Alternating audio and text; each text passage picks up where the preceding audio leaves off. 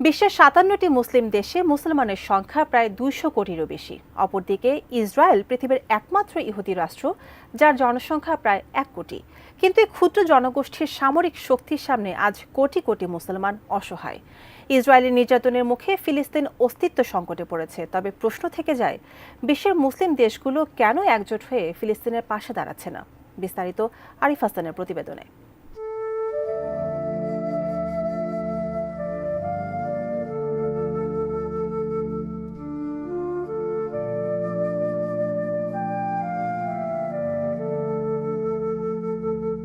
দুইশো কোটি নামাজ পড়ে, কিন্তু একসাথে হাঁটে না কেউ।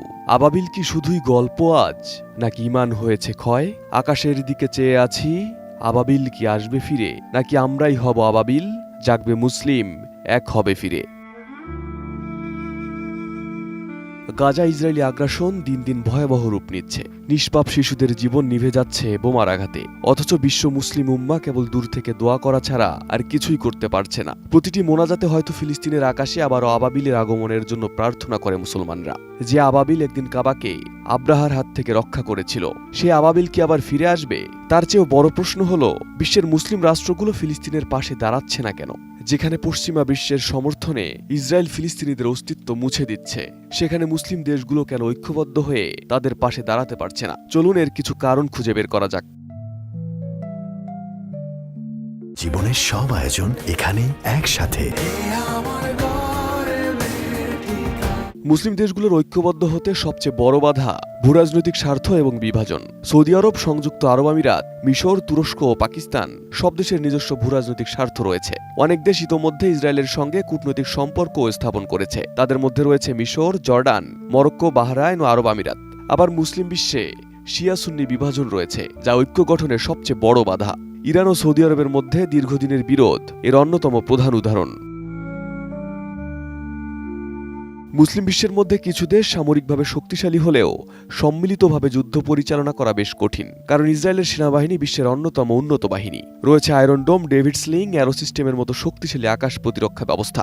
ধারণা করা হয় ইসরায়েলের হাতে ৮০ থেকে ৪০০টি পরমাণু ওয়ারহেড রয়েছে। যদি মুসলিম বিশ্ব সম্মিলিত হামলা চালায়, তবে ইসরায়েল পরমাণু অস্ত্র ব্যবহার করতে পারে, যা মধ্যপ্রাচ্যের জন্য বিপর্যয়কর হবে। অপরদিকে মুসলিম দেশগুলোর মধ্যে একমাত্র পাকিস্তানের পরমাণু অস্ত্র আছে, কিন্তু সেটি ইসরায়েলের বিরুদ্ধে ব্যবহার করা হবে কিনা তা নিশ্চিত নয়, কারণ দেশটি প্রতিবেশী ভারতকে চাপে রাখতেই ব্যস্ত। আবার ইরানের পারমাণবিক অস্ত্র আছে বলে ধারণা করা হলেও সেটিও নিশ্চিত নয়। যুদ্ধে জড়ালে ইসরায়েল সরাসরি পশ্চিমা বিশ্বের সমর্থন পাবে, কারণ ইসরায়েলের পেছনে রয়েছে যুক্তরাষ্ট্র, ইউরোপীয় ইউনিয়ন ও ন্যাটো। যুদ্ধ হলে যুক্তরাষ্ট্র শুধু অস্ত্র নয়, সরাসরি সামরিক সহায়তাও দিতে পারে। সেই সঙ্গে মুসলিম দেশগুলোর বিরুদ্ধে অর্থনৈতিক নিষেধাজ্ঞা ও সামরিক প্রতিরোধ গড়ে তোলার সম্ভাবনাও প্রবল।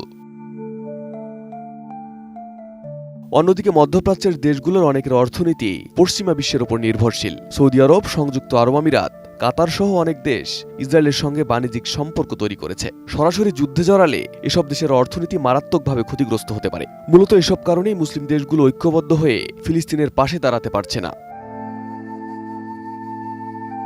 কিন্তু মুসলিম জাতির ঐক্যবদ্ধ হওয়া ছাড়া দখলদার ইহুদিদের হাত থেকে মুক্ত হওয়ার সম্ভাবনা নেই ফিলিস্তিনিদের।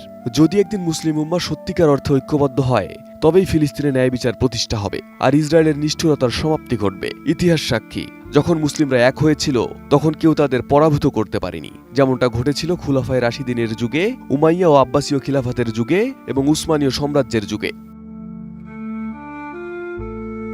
Arif Hasan, ATN news.